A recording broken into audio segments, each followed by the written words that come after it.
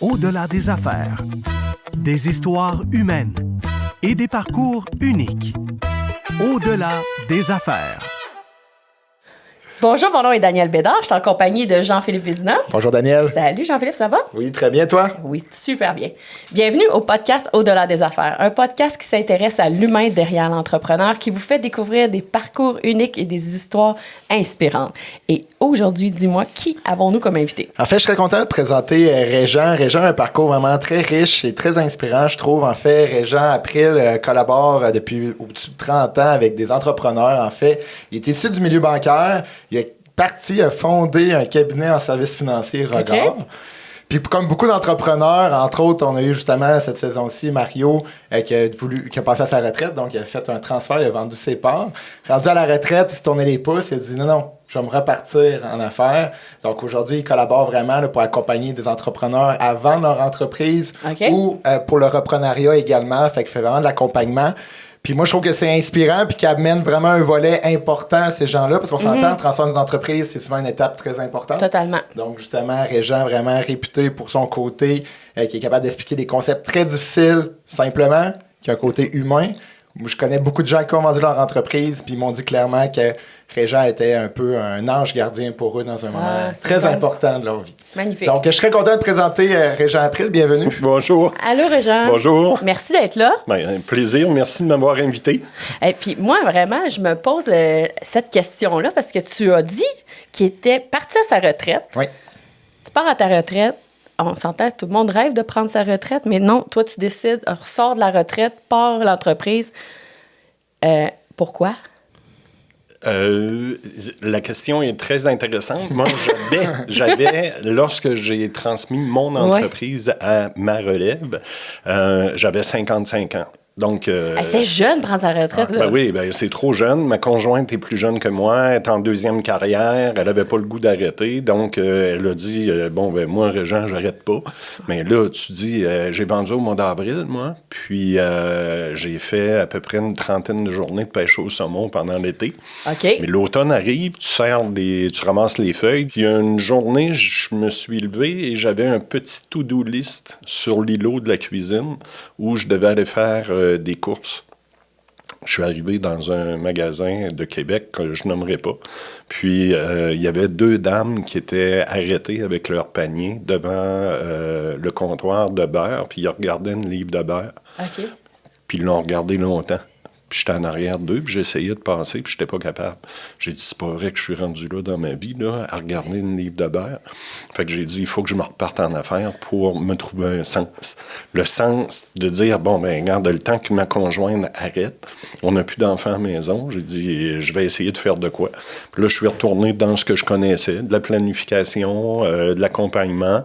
Moi, j'adore accompagner personnes, travailler avec des humains. Donc, j'ai dit, je vais me repartir dans une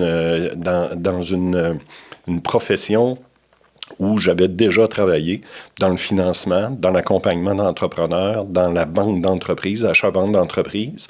J'ai dit, je vais conjuguer mes connaissances à l'expérience de vie que j'ai eue dans la mienne, dans mon entreprise. Puis ça va très bien. Là. Regarde, j'accompagne plusieurs transactions par année, puis j'ai du plaisir à le faire. Donc, tant qu'à rien faire, j'aime mieux avoir du plaisir à accompagner des gens puis à avoir un impact dans ce marché-là. Mais, puis le nom, ça vient de où? Groupe Puissance 10. Écoute, j'ai toujours eu une espèce de petit penchant pour la science. J'ai pas étudié en sciences, mais puis si on repart plus loin, moi j'ai franchi le cap du 60 ans il y a 3 ans de ça. C'est une façon le fun de dire que j'ai 63. On le dira pas, c'est un secret. On le dit pas, là. Fait que, donc, je suis né en 1962 à Trois-Pistoles. Oui. Petit village, petite ville là, du Bas-Saint-Laurent. Puis, en 1962, on était en pleine révolution tranquille où l'Église et la religion étaient présentes à l'école, dans les hôpitaux, dans les chambres à coucher. Et mes parents, moi, étaient très religieux. Donc, la religion s'occupait de donner un sens à ta vie puis de dire pourquoi tu étais ici. Mais quand je suis arrivé dans la jeune vingtaine, évidemment, là, ils ont sorti la religion des écoles, des hôpitaux puis des chambres à coucher. Mais on est... À l'époque, moi, je suis un boomer. Là. Il y en a qui utilisent le nom boomer de façon négative, mais moi, je suis très, très heureux d'être un boomer. Okay. Même, je me sens privilégié d'avoir vécu cette époque-là. Mais quand tu sors un cadre comme la religion de ta vie, parce que c'est arrivé à plusieurs personnes, tu cherches un sens. Puis je l'ai trouvé dans des lectures. Hubert Reeves, qui est décédé cette année, j'étais à l'université, puis j'ai commencé à lire des livres de Hubert Reeves, et ça m'a intéressé, je me suis intéressé à l'astronomie. Pas l'astrologie, l'astronomie. Donc, l'astronomie, c'est l'étude des astres, l'évolution de l'univers, qu'est-ce qu'on fait sur Terre, etc. Puis, où on s'en va avec ça. Pour répondre à ta question, c'est que j'ai présidé un club d'astronomes amateurs à Québec pendant une dizaine d'années. OK. Et qui s'appelle le Club Cassiopée à Sillery. Et donc, je me suis intéressé à ce volet-là. Il y a une unité de mesure, parce que tu ne mesures pas à distance entre deux galaxies avec un galon à mesurer. Là. C'est des puissances. Donc, on dit quand c'est le groupe puissance 10, les puissances de 10, c'est une unité de mesure en poids ou en distance pour être capable de mesurer des éléments très, très, très petits ou des distances énormes qu'on ne peut pas calculer. Donc, la galaxie la plus près de nous, Andromède, est à 101 années-lumière, mais ça donne à peu près l'équivalent de je ne sais pas combien de kilomètres à puissance 10, puissance 23. Andromède. Quand on fait affaire avec toi, tu nous amènes plus loin, si je comprends. Puissance 10. Mais en fait, je suis un peu curieux. Là, tu parlais dans ton jeune âge, tu t'intéressais beaucoup justement aux astres, etc. Comment t'es allé vers le milieu bancaire, milieu financier? Ah, ça a été, regarde, un concours de circonstances. Je reviens, moi, dans ma jeune enfance. Donc, je suis originaire de Trois-Pistoles, je le disais. Ma mère était enseignante. Puis, mon père était commis voyageur à l'époque. Donc, mon père... il aimait beaucoup son travail parce qu'il voyageait beaucoup. On ne le voyait pas souvent. Ma mère était très présente. Donc, pour elle, l'instruction, elle était enseignante, c'était très important. Donc, on a eu une mère qui était très présente, elle nous enseignait. Puis, à partir de là, moi, c'était clair que je devais aller à l'université. Je me suis dit, en quoi je vais aller à l'université? Puis, j'ai fait mon cégep à Rimouski. J'ai connu une fille à l'époque, puis on s'est emmené à Québec à l'Université Laval. Là, et là, je savais pas trop dans quoi ça m'intéressait de m'en aller. J'ai commencé à m'inscrire, j'ai fait sciences politiques, philo un peu, puis j'ai fini en finance. Okay. Fait que, puis à Rimouski toujours? Là? Non, à Québec, à Laval. OK, non, mais je parle... Le cégep, c'est à Rimouski. Mais t'as changé, t'as dit sciences politiques? Non, ça, c'est à l'université. Ah, je comprends. Non, j'ai fait mon cégep général, là, les 2 ans là, pour aller à l'université. Oui. Fait que c'est comme ça. Puis, j'aime les chiffres aussi. Je me disais, regarde, quand tu fais finance à l'université, tu te dis, regarde, je vais faire quoi? Je vais aller dans le bancaire. Puis, à l'époque, on n'avait pas beaucoup de sous. Moi, j'étais indépendant. Je voulais avoir mon auto absolument. Fait que ce que j'ai fait, puis il est arrivé un concours de circonstances, puis ça va te faire rire, Jean-Philippe. Moi, pour gagner de l'argent, je m'étais dit, il faut que je travaille. Même si je vais à l'université, je faisais du sport, je jouais au badminton régulièrement, mais j'avais quand même de l'espace pour dire je suis capable de travailler un peu puis me gagner des sous. J'ai un ami, à un moment donné, qui m'a présenté un courtier en assurance générale. Il dit, écoute, je cherche des gens pour faire du cold call, des appels téléphoniques. À froid. Fait que je passe en entrevue. C'est un petit bureau sur chemin 4 Bourgeois. Puis le propriétaire, il me dit, regarde, il dit, l'entrevue, ce sera pas compliqué. Tu as un numéro de téléphone, appelle cette personne-là. Wow. Puis l'AMF n'était pas très structuré à l'époque. Tu n'avais pas besoin de permis. Ils disent, appelle cette personne-là, puis offre-lui de lui vendre une assurance habitation. Hey, écoute... Mais là, j'ai dit... Mais tu connaissais même pas l'assurance habitation, je veux dire. Zéro. Fait que je prends le téléphone, je pitonne, c'est un monsieur qui répond « Bonjour, Régent April, de telle entreprise. » Puis finalement, je décroche un rendez-vous avec le monsieur. Fait que le propriétaire, le courtier, il dit « C'est beau, il dit je t'engage. » Fait que tout le long de mon bac, j'ai travaillé de 5 heures le soir à 9 heures, 4 soirs par semaine, pour vendre des contrats d'assurance. Puis payer tes dépenses. Puis payer mes études et mon auto, parce que je voulais avoir mon auto. Et ça, là, ça m'a vraiment aidé. Quand je suis sorti, diplômé de l'université, à l'époque, c'était pas Lincoln, là, c'était le Soleil, carrière et profession. Et je tournais les pages de carrière et profession, puis j'ai vu une offre de Desjardins, à l'époque, qui cherchait un conseiller en finances personnelles. Je savais même pas qu'est-ce que ça faisait, puis il avait pas l'air à le savoir, eux, beaucoup plus, parce qu'on a écrit la description de tâche avec un gars de la un agent un conseiller en ressources humaines de la Fédération à l'époque.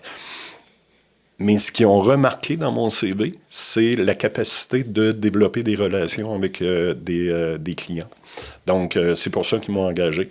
Parce que du monde qui sortait, à l'époque, là, on était dans les années 83-84, il y avait un poste qui ouvrait dans une entreprise. Tu avais une file de gens avec leur CV qui voulaient l'avoir. L'ouvrage était rare. Là. Ouais. Fait qu'ils cherchaient vraiment des individus qui avaient développé une capacité d'entrer en relation avec des personnes. On peut voir que l'industrie a beaucoup changé depuis le temps, même si le marché de l'emploi, là, mais c'est pas du tout la même chose. Fait que tu as commencé justement comme conseiller. Dans le bancaire, exactement. Puis là, tout de suite, moi, j'ai dit, bon, regarde, ça me tente de faire du crédit, surtout crédit aux entreprises. L'entrepreneuriat m'intéressait beaucoup. Fait que j'ai fait tous les cours de l'Institut du crédit des banquiers qui appelait. Puis, tranquillement, pas vite, là, regarde, on avait des résultats intéressants. Fait que assez rapidement, là, j'ai appliqué sur des postes de direction. J'ai eu un poste de direction rapidement. Et écoute, j'étais tout jeune. T'avais quel âge, c'est ça, je te demandé? J'avais 26-27 ans. Puis t'étais gestionnaire? Oui. Oui, la dernière caisse que j'avais pas 30 ans, puis j'ai appliqué sur un poste à Sainte-Foy. Je me suis retrouvé en charge d'un département de crédit aux entreprises et aux particuliers. J'avais 6 directeurs commerciaux en dessous de moi. Puis on avait un beau portefeuille de crédit aux entreprises. Puis à l'époque, je ne sais pas si vous vous souvenez, vous êtes Lui, trop jeune pour ça. Vous êtes trop jeune pour ça, mais on parle de la fin des années 80, début des années 90. OK, oui. Moi, mes 3 dernières années d'expérience dans le bancaire, j'ai rappelé plus de prêts que j'en ai fait. L'économie n'était pas bonne. On renouvelait des marges de crédit aux entreprises à 17-18 des taux hypothécaires à 12 Probablement que vos parents se souviennent de ça, là, mais moi, j'ai fait ça. Là. Les propriétaires d'entreprises venaient me porter les clés sur le bureau en disant « Garde, me nourrir mes enfants avant de te payer 12 ». Fait que ça m'a réorienté. J'avais passé mon cours, mes permis à l'AMF à l'époque. Fonds d'investissement, conseiller en sécurité financière, puis planificateur.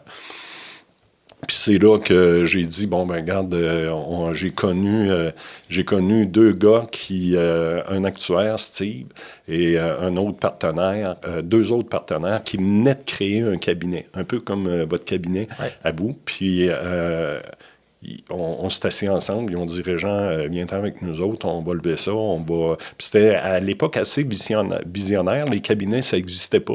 Il y avait ton père qui avait ça dans le target, puis nous aussi. Donc, je suis rentré, on s'est associés ensemble, les 4, puis on a fondé une firme à Québec qui s'appelle Regard Gestion Financière. Puis, parallèlement à ça, on avait une firme de gestion privée qui était, encore une fois, très innovateur à l'époque. Puis, on s'est engagé un gestionnaire et on a monté on a intégré plusieurs planificateurs financiers, mais qui avaient vraiment une connotation accompagnement propriétaire d'entreprise, des gars qui avaient de l'expérience dans le corporatif. Régent, avec le recul, là, ça fait quelques années de ça, là, quels sont tes traits de caractère, de personnalité, tu crois, qui a fait en sorte que tu as eu du succès tôt? Tu m'as dit que tu avais 26 ans quand tu as eu un premier poste de direction. Selon toi, là, ça serait, avec le recul, là, avec toute humilité, là, quels sont tes traits de caractère qui ont fait que tu as réussi Je si dirais jeune? des traits de caractère, mais Regarde, je vais revenir en arrière, si ça vous fait rien. J'étais en secondaire 5, puis ma mère m'enseignait l'histoire à l'époque. Ma mère a enseigné le français, l'histoire, mais nous autres, on était au bat, là, excuse le mot, là. C'était notre mère qui nous enseignait. Ça fait qu'elle, ses critères, c'était pas 70% pour passer, là, c'est que ça te prend une note en haut de 90. Fait que une journée, moi, j'avais des chums, là, écoute, là, on était 16-17 ans, là, en secondaire 5, j'avais des chums qui avaient toutes sortes d'activités dans le jour, sauf à l'école. Fait que une journée, le lendemain, ça se passe un jeudi, le lendemain, c'était les examens du ministère. Puis vous allez voir où je m'en vais avec ça. Ma mère, elle me dirait, Jean, cet après-midi, elle dit, je veux à 4 heures que tu sois dans le cours. Je te fais reviser ton examen d'histoire. Elle dit, je veux que tu scores. Fait que, elle était très... Fait que j'ai 2 amis qui viennent me voir le midi. On mangeait à l'école. « Hey, Régent, on va pas à l'école l'après-midi. Viens-t'en, on part en auto. » Puis là, il était 3. Puis viens-t'en avec nous autres. On va aller au Sault, c'était le long d'une rivière à Trois-Pistoles. Puis on va aller prendre une coupe de bière là. Fait que là, évidemment, ça me tentait, mais j'étais déchiré entre ce que ma mère voulait puis que le fun que je pouvais avoir avec mes chums. Fait que j'ai pris la décision, j'ai dit non, allez-y les gars. Allez-y, moi j'ai d'autres priorités. Fait que je fais mon après-midi d'école, je m'assois dans le cours avec ma mère dans la balançoire en arrière au mois de mai, puis elle commence à me répéter des questions d'histoire, puis à un moment donné, j'entends passer les ambulances. Les 3 gars étaient revenus de l'endroit où ils avaient été, puis ils allaient trop vite. Ils ont fait un accident, puis mon meilleur chum est décédé dans cet accident-là. Fait que cette journée-là, moi, j'ai compris qu'il y a des décisions qu'on prend dans la vie qui vont être marquantes. Ouais. Fait que moi, ça, puis je vais répondre à ta question, moi, ça, c'est important de transmettre ça le plus précisément possible aux personnes. Qu'est-ce qui fait que j'ai le goût de parler à des personnes, puis c'est que tu as des décisions que tu prends dans une vie jeune qui vont te suivre le restant de ta vie. Puis, en planification financière, on le sait que c'est marquant, là, ce qu'on a à faire là, avec les gens. Il y a une éducation à faire là-dedans pour prendre les bonnes décisions, pour être en mesure d'arriver puis d'atteindre les objectifs qu'on veut dans notre vie. Donc, une vie, ça se mène pas au hasard. C'est qu'il y a des décisions que tu prends tous les jours qui vont faire en sorte que ça va bien aller ou mal aller. J'entends que tu as la discipline, en tout Oui, cas. tout à fait. Parce que ça prend beaucoup de discipline pour décider de parler avec ses chums. Oui. Puis de rester avec sa mère, puis de réviser. Ben oui, à l'école. Elle avait beaucoup de pouvoir sur nous. Fait qu'un de tes traits de caractère, t'es discipliné. Oui, mais en même temps, c'est ça. Puis tu essaies de faire comprendre ça. Puis un autre fait qui m'a marqué aussi, puis qui fait en sorte aujourd'hui que j'ai cette facilité-là ou ce goût-là de rentrer en contact avec des gens puis des accompagner. J'étais à l'université, j'aimais beaucoup lire, moi, donc au pavillon Bonenfant à la bibliothèque. Je disais tout à l'heure que j'aimais la science. Je lisais du Hubert Reeves, mais il y avait un biogénéticien français, Albert Jacquard, qui est connu, qui est décédé il y a quelques années aussi. Je prends un de ses livres à un moment donné, puis dans la première page, il y a une petite phrase qui est écrite qui dit « Je suis les liens que je tisse ». Ça me suit encore aujourd'hui. Ah, c'est beau, ça. Je suis les liens que je tisse. Ce qui me définit comme personne, c'est les gens que je rencontre dans ma vie, puis de la façon que je les accompagne, puis qui me nourrissent eux.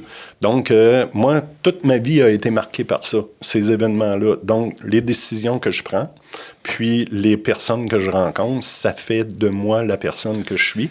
Puis, à partir de là, ben là, regarde, t'as le goût d'en rencontrer du monde. Je suis pas un gars qui est renfermé, puis qui n'a pas le goût d'accompagner des personnes, puis de dire, regarde, je suis bien tout seul. Puis moi, il y a un point que je trouve que je veux le dire, là, parce que peut-être que toi, tu ne voudras pas le dire, mais que moi, je ressens, là, parce que je te connais quand même depuis longtemps, puis je connais beaucoup de gens qui ont fait affaire avec toi. Le côté écoute aussi. Tu as une écoute active, puis tu sais, veux pas dans notre domaine, c'est important. Puis je pense que le domaine a beaucoup évolué, puis c'est une bonne chose, parce qu'avant, je pense que c'était plus un milieu de vente, qu'aujourd'hui, c'est plus un milieu de planification. Mais dans un milieu de vente, veux pas, l'écoute active est extrêmement importante. importante. Fait que je Absolument. pense que c'est de même que tu as réussi justement à te démarquer à ton jeune âge puis de tomber directeur rapidement. Oui. Puis les employés, là, regarde, on avait des clients, mais aussi on avait des gens qui travaillaient. Puis quand un directeur de compte vient te voir puis qu'il te compte ses problèmes qu'il a dans sa vie personnelle, ben il faut être capable de l'écouter. Tu sais, c'est pas juste un employé, c'est quelqu'un avec qui tu partages une bonne partie de ta vie, là. Donc, c'est important d'avoir de l'ouverture à ce niveau-là. Puis justement, au travers des années, si je prends mettons le cabinet de services financiers que tu as fait partie de l'histoire dès le début, ça a été quoi les principaux défis que tu as vécu comme entrepreneur? Ah, mon Dieu! Hey, écoute, regarde, tu gères... tu sais, veux pas, dans le métier de conseiller, il y a des gens qui réussissent très bien, puis qui gagnent très bien leur vie là-dedans. Puis évidemment, ça a un effet sur l'ego. Je vise pas personne, mais plus l'ego est fort, plus des fois, c'est difficile de garder les gens dans la mission de ton entreprise, la culture de ton entreprise. Les décisions que tu prends sont régulièrement remises en question parce que tout le monde ferait mieux que toi, finalement, là. Fait que tu te dis en toi-même, bon, pourquoi qu'on a une business si c'est ça? Mais c'est des défis importants. Je dirais que les défis avec la clientèle, j'ai pas vraiment senti, moi, que c'était compliqué de servir des clients. Tu les écoutes. Quand tu dis que tu leur fais un suivi, tu le fais. Puis tu le sais que moi, je suis très à cheval là-dessus. Quand je dis à quelqu'un, je te rappelle lundi, tu vas avoir un suivi lundi, il y a un suivi lundi. Puis je sais que tu es comme ça, toi aussi. Puis c'est fondamental, ça. Et dans les défis, ça a été plus de dire, regarde, on garde notre troupe alignée sur nos objectifs d'entreprise. Puis je reviens tout le temps, moi, avec l'exemple, puis j'en parlais souvent dans nos réunions. Tu as un orchestre symphonique, tu es dans la salle, tu écoutes l'orchestre, il y a un violoniste qui va faire des fausses notes qui ne sera pas sur le tempo, tu vas l'entendre. Ben, c'est la même chose pour une organisation. Tu as une personne dans ton organisation qui va être en dehors de la track, ça va paraître dans le groupe, ça va paraître, il va déranger les autres. Fait que c'est pas d'être très strict, c'est plus de dire, regarde, on a une vision, on a des cultures, on a une culture d'entreprise, ben regarde, on y adhère, puis on s'en va tout ensemble, ou ben regarde, fais d'autres choses. Est-ce que je comprends que ton défi, finalement, c'est des personnalités qui ont travaillé avec toi, qui avaient un ego assez... Oui. Qui passe pas dans le cadre de porte, mettons? Oui. C'est ça ton défi, ça a été de dire, bon, ben, de le réaliser, puis... De garder ces personnes-là, de dire, regarde, on n'est pas là pour... tu sais, c'est pas... Des recadrer, en fait? Oui, mais en même temps, les amener à dire, regarde, nous, on est là pour servir des clients, on est là pour développer une organisation, puis à partir de là, ben regarde, si t'es bien... puis tu sembles vouloir participer à ce qu'on veut faire, ben reste avec nous, puis tassons les ego-trips puis les trips personnels, comme on dit, pour garder la même vision.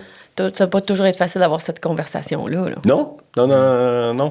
Puis, mais c'est un défi. Puis des défis là, pour des entrepreneurs, écoute, ça, c'en est un, mais je pense que ça doit exister à peu près dans toutes les organisations. Dans tous les domaines, c'est sûr. Ouais. Puis, ceux qui n'en veulent pas de défis, ben, puis des défis corsés, il y a toujours les défis financiers. Quand tu as une organisation, tu sais, tu le sais, là, qu'aux 2 semaines, tu as des chèques de paye à faire.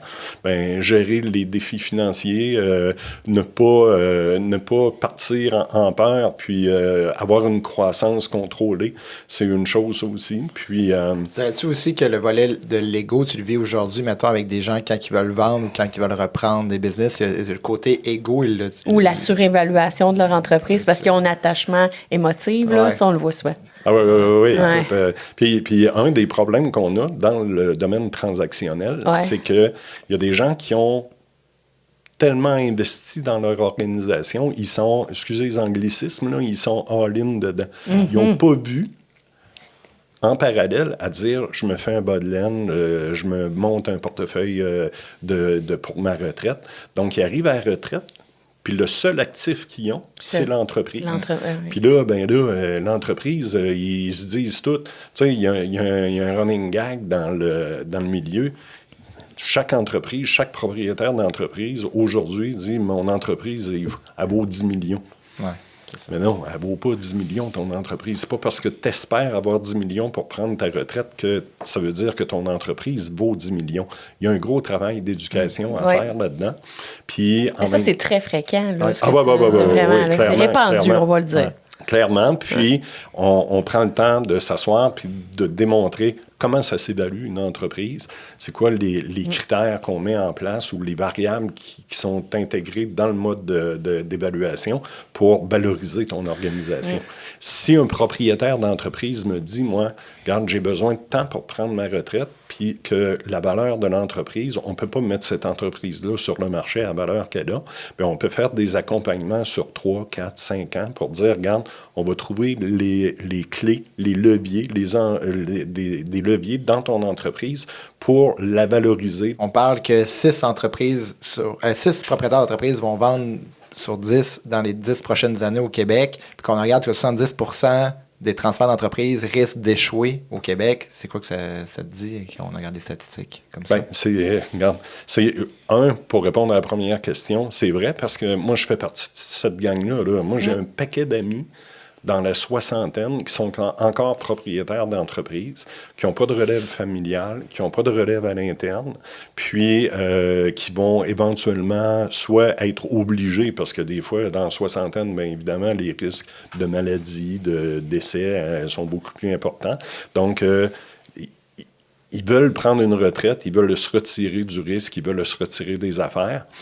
Mais ils n'ont pas pris le temps nécessairement de dire, regarde, je planifie cet instant-là. Tu sais, c'est pas de quoi qui se planifie 6 mois à l'avance. Là. C'est au moins quelques années à l'avance, 3, 4, 5 ans, où est-ce que tu dois t'asseoir avec ton conseiller, ton comptable, tes conseillers juridiques, tes planificateurs, ton planificateur pour dire, bon, ben regarde, moi, là, dans 5 ans d'ici, je veux sortir de ce mode-là. Qu'est-ce que je dois faire aujourd'hui? Il y a de la planification fiscale à faire. Tu sais, tu es fiscaliste. Il y a de la planification fiscale à faire. Il y a une planification financière à la base qu'il faut faire pour dire, si tu veux prendre ta retraite dans 5 ans, bien, tu vas avoir besoin, avec le niveau de vie que tu veux te donner, tu vas avoir besoin de tant de capital. Bien, ton entreprise, est-ce qu'elle va être capable de supporter ces besoins-là? Sinon, bien, on s'assoit puis on essaie de travailler pour dire, dans les 5 prochaines années, comment on peut valoriser ton entreprise, survaloriser ton entreprise pour être en mesure d'atteindre tes objectifs. Parce que moi, je trouve que c'est frappant. Là. Souvent, je le vois, là, les chiffres, là, on dit qu'un entrepreneur moyen va mettre jusqu'à 80 000 heures pour bâtir son entreprise, mais seulement de 6 à 10 heures pour planifier sa relève. Puis malheureusement, des fois, c'est ça, comme Régent le dit, une maladie peut arriver, un décès ou quoi que ce soit. Puis quand c'est pas bien planifié en amont, ben tu peux peut-être pas vendre au prix que tu voulais, puis justement, faut que tu quittes, là, tu peux pas continuer dans l'entreprise. Souvent, quand on reste 1 an ou 2 ans après l'entreprise, ça permet justement de réduire le risque, mais aussi la fiscalité, l'impôt est quand même important de le considérer. Là, vous êtes beaucoup dans votre tête, les gars, mais il y a aussi les employés là-dedans, là, parce qu'il y en a qui vont quitter le bateau avant la vente, là, puis ça va perdre la valeur. Tu as toute ton expertise qui est à l'intérieur de l'entreprise. Si tu sécurises pas ça... Oui, puis tout le côté humain que tu amènes, c'est important parce que moi, je le vois, là, c'est 60%. Les échecs qui se passent, 60%, c'est à cause du fit humain entre le cédant et le repreneur. Oui, il y a notre monde de chiffres. Oui, plus le monde de tête que il y a tellement le fit humain. Puis tu vas le vivre souvent prendre le temps avec le repreneur, le cédant, de prendre du temps ensemble. Là, ça doit être sûrement un volet que tu... Oui, mais même les gens dans l'entreprise, s'ils voient que ça commence à branler, je suis sûre que tu en as vu des cas, là, ça commence à branler, ils sentent qu'il se passe quelque chose, mais que personne parle. Il y en a qui vont quitter le bateau. Là. Il y a beaucoup. Écoute, Daniel, moi, dans la cohorte d'entreprises qui vont passer d'une main à l'autre dans les prochaines années, il y a beaucoup de ce que j'appelle des one-man shows. Là. Le gars qui a bâti sa business, il n'y a pas d'équipe de structurée autour de lui, c'est lui qui prend toutes les décisions, il n'y a rien de délégué. Ça, là, à la limite, c'est dangereux. Là. Puis, la personne met son entreprise en vente. Souvent, les employés, ces personnes en qui il a confiance, qui ont donné 15-20 ans de leur vie dans cette organisation-là, ils apprennent par la porte d'en arrière ou ils apprennent la journée où la transaction se fait, ils viennent de vendre à l'externe. On a un nouveau propriétaire d'entreprise. Là, ça risque de faire des flamèches. Puis il y a des gens qui partent. Là. Puis souvent, il y a beaucoup de propriétaires d'entreprises qui disent « Ah non, moi, je ne peux pas vendre à mes personnes clés à l'interne, ils n'ont pas d'argent pour me racheter. » Moi, quand j'entends ça, là, Ils n'ont pas compris. c'est pas une question d'argent, c'est une question... Moi, là, quand on travaille un financement pour une entreprise, le plus gros risque qu'on a à envisager dans une transaction, c'est de voir une fuite d'expertise à l'interne. C'est de dire, regarde, comment on peut faire pour garder ces personnes-là motivées dans l'organisation, sachant que le propriétaire va partir dans un an. C'est un des plus grands risques. Ouais. Donc, ça, là, il faut absolument adresser ça dans un plan de transfert. Puis moi, c'est toujours les mêmes questions, là. OK, tu veux vendre, t'anticipes prendre ta retraite dans 3 ou 4 ans, as-tu de la relève familiale? Les enfants, est-ce qu'ils sont intéressés ou pas intéressés? T'en as-tu parlé avec eux? Tu sais, as-tu pris le temps de dire, écoutez, là, les flots, là, moi, là, je pars dans 3 ou 4 ans d'ici. Est-ce que ça fait partie de votre plan de vie de dire, à un moment donné, je veux avoir une entreprise ou je veux reprendre l'entreprise familiale? Bel exemple, on a Jean-Philippe qui a repris l'entreprise familiale chez lui. Bien, ça ne se planifie pas la veille. Là. Ça n'a pas été simple non plus. Là, non, ça n'a pas été simple, mais justement, Jean-Maurice a été vraiment un bon collaborateur. On l'avait prévu quand même, puis on a fait les bonnes choses pour la continuité. Mais justement, on a intégré l'équipe parce qu'on a des gens que ça fait longtemps qui sont avec nous. Fait que pour moi, c'était important d'intégrer l'équipe, mais je veux pas... Puis ça, c'est un peu ma question. Mais un transfert familial, ça amène aussi un autre enjeu souvent. Puis justement, ça doit être justement de quoi tu dois voir sur le terrain, c'est souvent plus complexe. Les gens pensent que c'est plus facile, mais la réalité de la chose, c'est souvent plus complexe. Bien, écoute, regarde, on va vous donner l'exemple parfait, là, puis on va aller dans les extrêmes, là, des fois, pour imaginer les choses. Là, dans le domaine agricole au Québec, il y a une culture dans le domaine agricole qui... Moi, je connais des situations où est-ce que tu as une famille de 3, 4 ou 5 enfants. Il y a 4 filles, un garçon qui est le plus jeune. Les 4 filles ont travaillé dans l'entreprise agricole. Puis finalement, by the way, le père prend sa retraite ou décède ou tombe malade. Puis c'est le jeune, le garçon, qui prend relève. Les autres, regarde, on les oublie, c'est lui. Parce que traditionnellement, au Québec, ça se fait encore, ça? Ah oui. Oui. Non, écoute, là, regarde, on le sait comment Puis... Il y en a beaucoup plus qu'on pense. Là. Va-t'en en région, là. Puis les régions, là, c'est pas loin des grands centres. Là. C'est comme ça dans plusieurs endroits. Puis, ça crée évidemment des tensions parce que tu as l'impression d'être sorti de l'équation, comme on dit, quand ça arrive. Puis, ça crée des froids, ça crée des tensions familiales. Ça, j'ai été d'un extrême.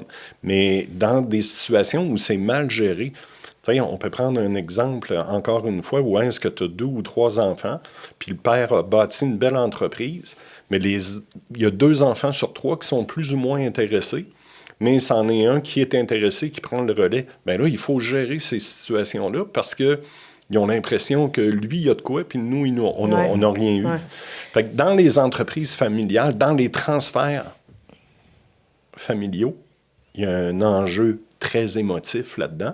S'il n'y a pas de relève à l'interne, dans la famille, ben, tu regardes dans l'équipe de direction. Puis souvent, dans l'équipe de direction, tu vas aller voir un directeur des ventes qui gère pratiquement 100% des revenus de l'entreprise, des ventes de l'entreprise. Tu poses la question, est-ce que ça t'intéresserait de prendre cette organisation-là? La première réponse qui vient en tête, j'ai pas le moyen. Non, regarde. C'est pas ça la question que j'ai posée. C'est pas « as-tu le moyen de le reprendre ?» C'est « as-tu de l'intérêt à la reprendre? As-tu le goût de continuer puis de prendre le relais? » Il y a des facilités aujourd'hui. C'est pas de l'argent qu'on cherche, c'est des qualités, je dirais des capacités entrepreneuriales, beaucoup plus qu'un 15, 20 000, 50 000 à injecter dans une transaction. Tu peux avoir quelqu'un qui va arriver dans une transaction avec 500 000 $ de comptant, puis il va mettre l'entreprise en faillite dans 6 mois. Parce qu'il n'y a pas la connaissance de ce marché-là, il n'y a pas l'esprit entrepreneurial assez développé pour être capable. Puis tu vas avoir quelqu'un qui n'aura pas une scène à mettre, mais qui va avoir toutes ces qualités-là, puis il va faire un succès, puis il va amener l'entreprise dans une deuxième vie. Dans ton parcours, là, as-tu une histoire à succès, une histoire intéressante à nous raconter? Oui, mon Dieu, regarde, j'ai une récente. Donc, c'est des gens qui étaient propriétaires d'une entreprise de 3e génération. On s'entend, là, c'est des entreprises où est-ce que tu as un volet émotif très, très, très présent parce qu'il laisse une entreprise qui a appartenu au père puis au grand-père. Donc, il y a un sentiment d'abandon qui est très présent, pas de trahison, mais pas loin, là, de dire, regarde, on aurait dû continuer à transférer ça dans la famille, etc.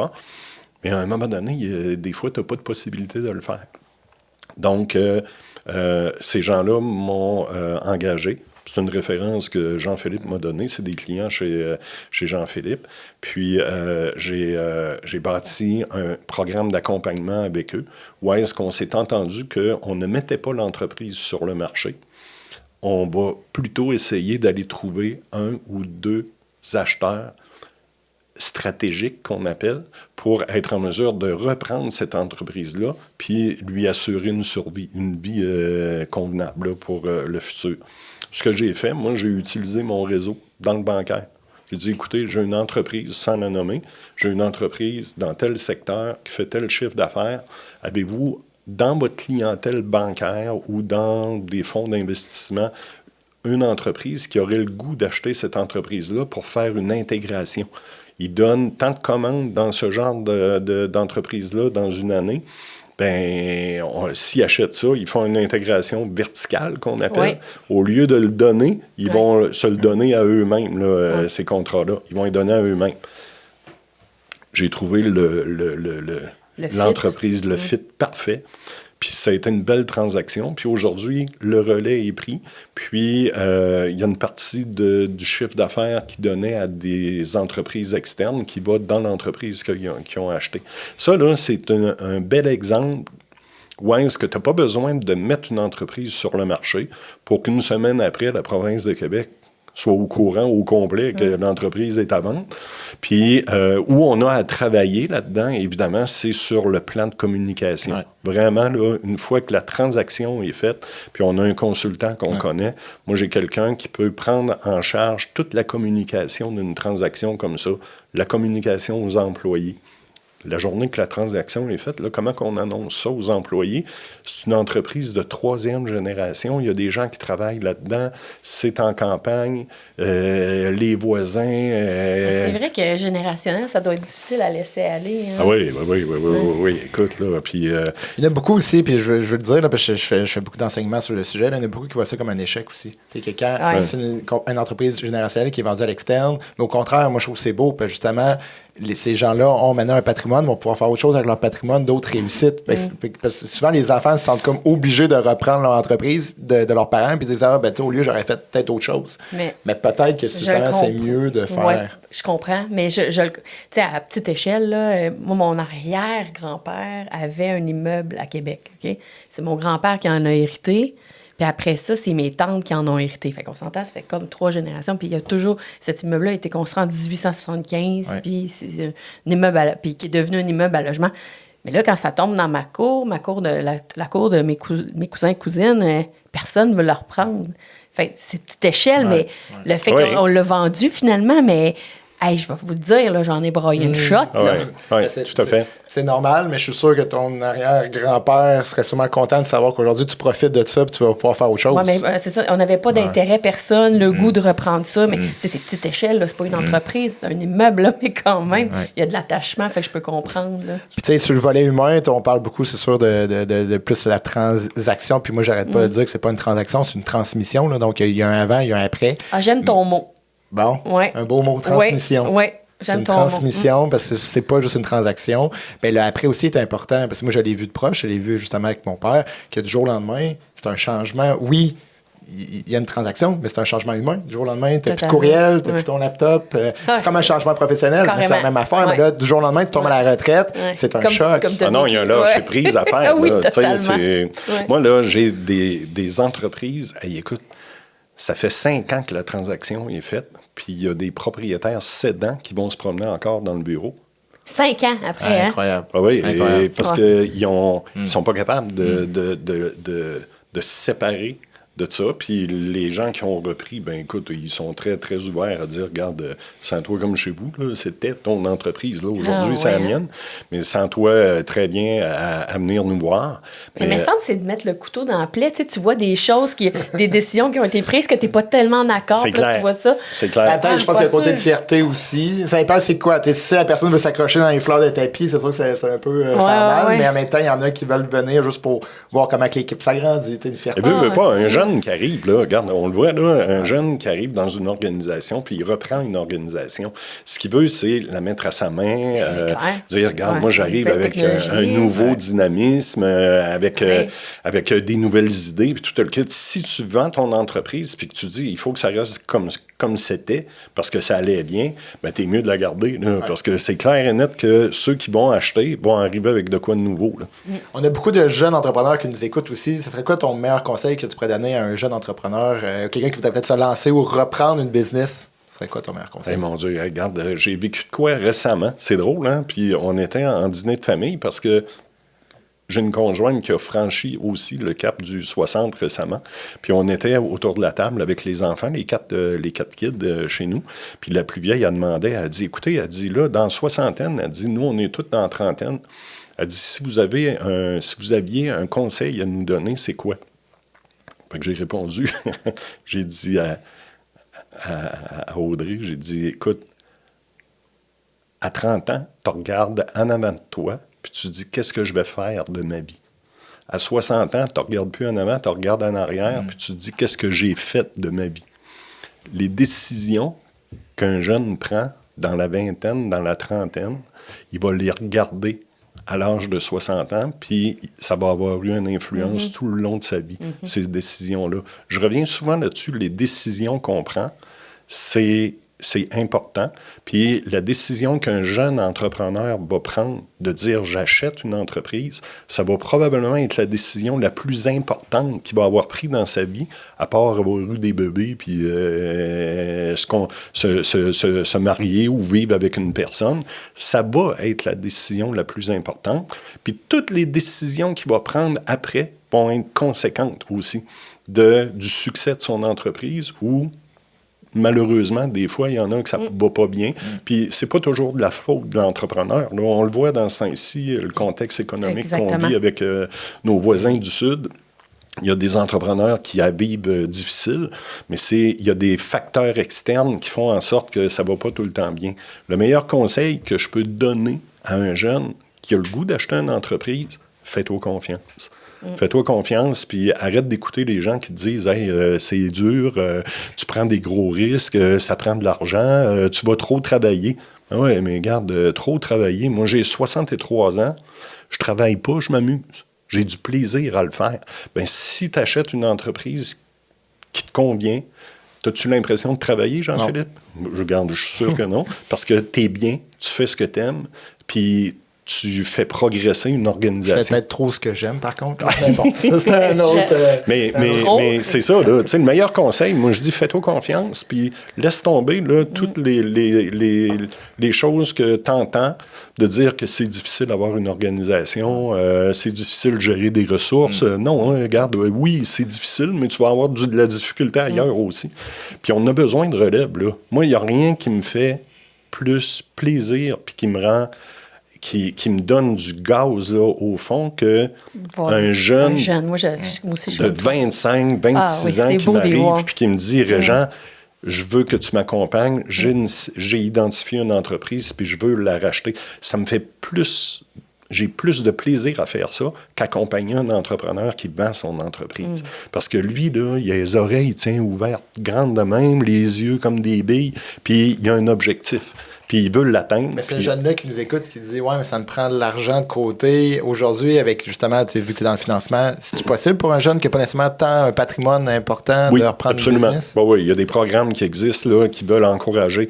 Tu sais, le gouvernement, il voit, là, parce qu'il voit aussi là, que autant fédéral que provincial. La problématique. Écoute, regarde, tu sais, il va avoir... Puis si...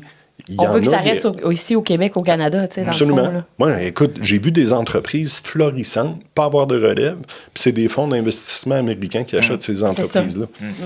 Et puis, Ça fait mal. Moi, je pense que c'est l'économie du Québec et du Canada. Là. Il va tellement avoir de transfert d'entreprise qu'il faut mettre l'accent là-dessus. Moi, c'est pour ça que je me suis donné un devoir d'en parler davantage, parce que je trouve que c'est majeur pour l'économie du futur. Fait que bonne chose que le gouvernement en parle.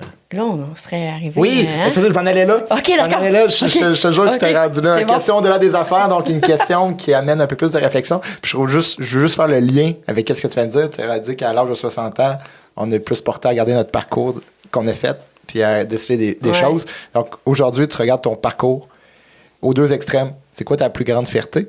Oui. C'est quoi que tu dis, j'aurais peut-être fait ça autrement?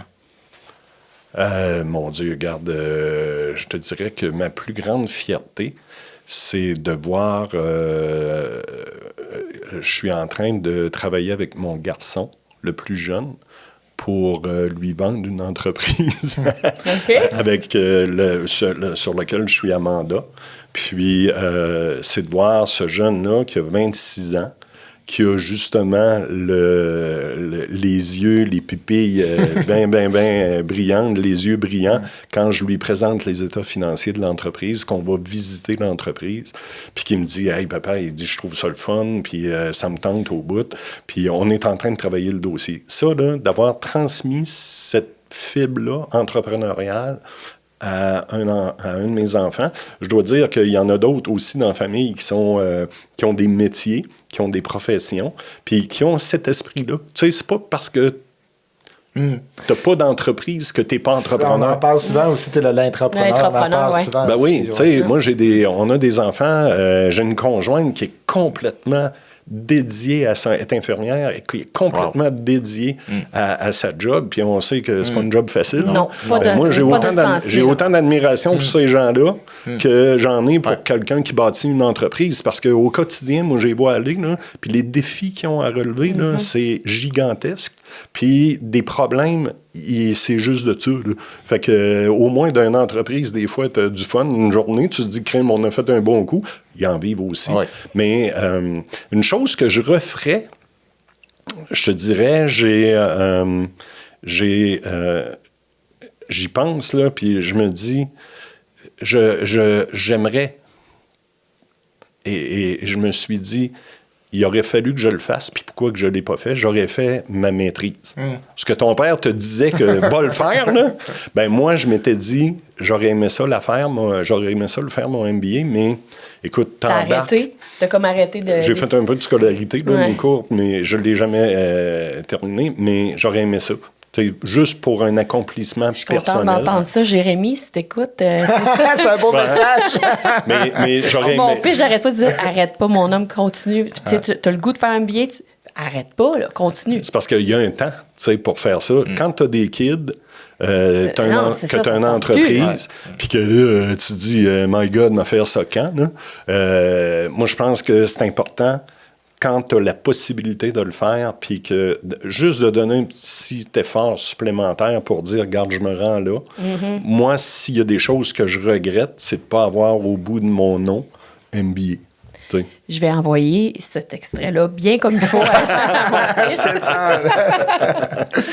fils. Justement, Régent, les gens qui t'écoutent aujourd'hui, là, ils t'écoutent actuellement, qu'est-ce que tu aimerais qu'ils retiennent de ton message? Bien, regardez, pour les gens plus âgés qui ont des enfants, c'est de les encourager, de leur dire, regarde, qu'ils sont capables.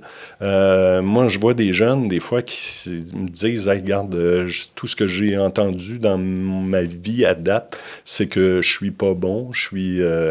Non, regarde, moi, je pense que tout le monde a des talents. S'ils sont cachés, c'est simplement la mission qu'on a, c'est de les faire apparaître, ces talents-là. Puis, aux plus jeunes, ben, je reviens sur ce que je disais tantôt. Faites-vous confiance, là. C'est pas... Avoir une entreprise, c'est pas si sorcier que ça. C'est pas si sorcier que ça d'en acquérir une. Puis, allez-y, là, lancez-vous, puis allez voir, là, au moins essayer, de contacter là, un conseiller.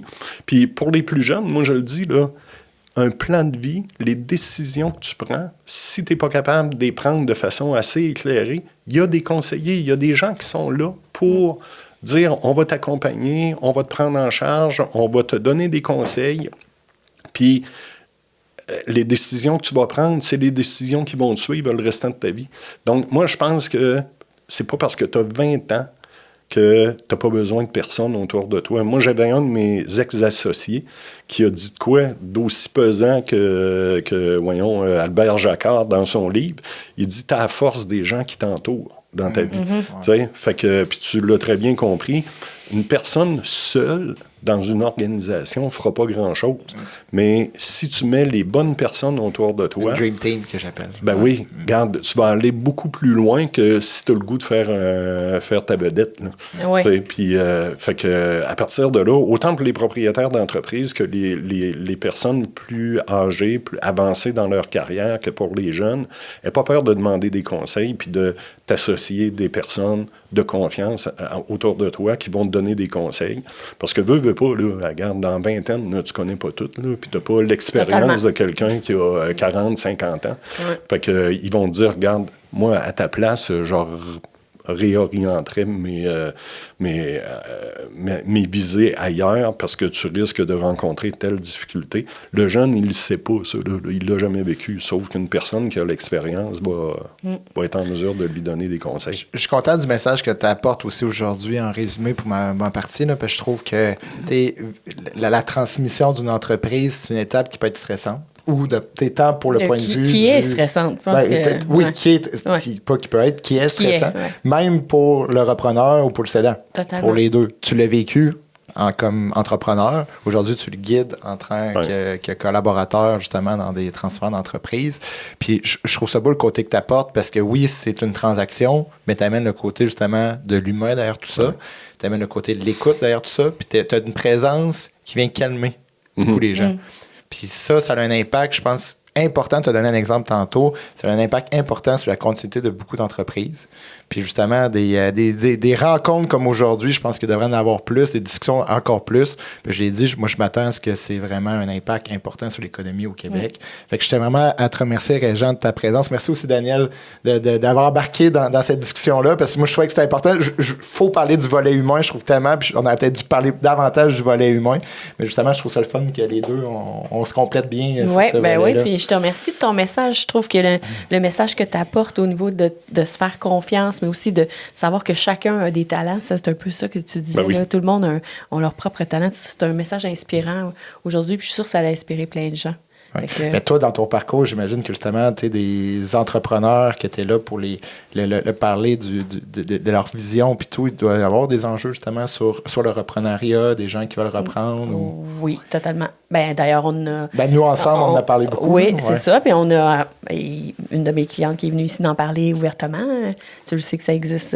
C'est très fréquent. C'est ça, sur le côté humain, les gens souvent ont besoin, puis je le dis aujourd'hui dans mes conférences, oui, ça te prend un comptable, un fiscaliste, mais aujourd'hui, ça te prend un coach, c'est vraiment important. Totalement. Puis même la relation pour les employés, là, les ressources humaines par après, c'est tellement un point important. Oui, parce que si ton expertise, les gens clés de ton organisation quittent le bateau, mais cette expertise-là, elle a une valeur, là. Hey, savez-vous comment c'est difficile de tout réapprendre à quelqu'un? Transfert de connaissances, il y en a. Il ne faut pas minimiser ça. Là. C'est vraiment important là, de cibler des gens clés là, dans l'organisation. Là. Ouais. Totalement. Fait que voilà, mais moi, je te remercie, Régent, aujourd'hui là, d'être venu, de nous parler de ça. Puis je pense que tu as aimé l'expérience. Ben oui, et puis moi, j'ai le goût de vous dire merci parce que, écoute, c'est une réalité qui est là. Il n'y a pas énormément d'intervenants qui disent, bon, ben regarde, on prend le temps de s'asseoir, de passer un message comme ça. En tout cas, moi, je t'aurais engagé dans le temps, que j'ai fait des transactions, qu'on a acheté une entreprise. J'aurais dit de t'engager pour l'aider parce que le monsieur, c'était difficile d'acquérir, là. Ouais. C'est ça, c'est... Mais c'est ça, on le voit, là. Puis hier matin, je déjeunais avec un gars qui veut acheter une entreprise. Puis...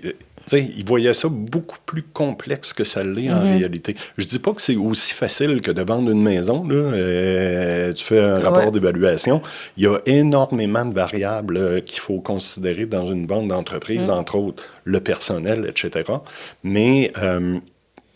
les deux côtés devraient être accompagnés. Ça se fait, autant c'est ça. Les deux côtés doivent être accompagnés. Puis il y a des étapes très bien structuré par lequel on doit passer absolument. Puis si on en néglige une, souvent ça nous rebondit dans le visage là, avant le closing. Donc, à partir de là, on a un plan. Moi, je présente le plan pour être capable d'arriver à une fin éventuellement, à dire, regarde, on fait ce qu'on veut faire, on fait une transaction. Puis, on le suit, le plan, puis les gens...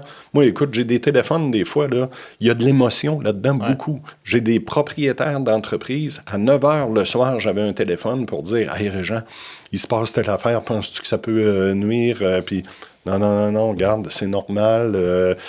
Ça va prendre juste une semaine de plus ou des fois un mois de plus, mais on va arriver à notre objectif pareil. Si tu n'es pas là pour réconforter ces personnes-là comme consultant, regarde, tu n'es pas à ta place. Il faudrait trouver aussi un autre épisode, là, de parler de plus justement de femmes entrepreneurs. C'est encore dans le milieu, je trouve que c'est beaucoup les hommes entrepreneurs. Il y a un changement, mais je pense qu'il y a encore un avec les filles, là, vous pouvez en faire des achats d'entreprise, il n'y en a pas de problème. Let's go! on essaie d'éviter aussi beaucoup de femmes entrepreneurs, justement. Là, cette saison-ci, on a quand même plusieurs, puis je trouve que c'est beau. Il faut en parler davantage. Oui, excellent. Merci. Oui, plaisir. On invite les gens à nous regarder sur toutes les plateformes et on a Apple, Spotify et YouTube. On est même sur Instagram, je pense. On l'est. On a une page Instagram. Mais les épisodes ne sont pas sur Instagram. Non, c'est ça, on l'est. On vous invite à nous suivre et aller écouter les différentes entrevues qu'on a faites. Merci. Merci. Au-delà des affaires, des histoires humaines et des parcours uniques. Au-delà des affaires.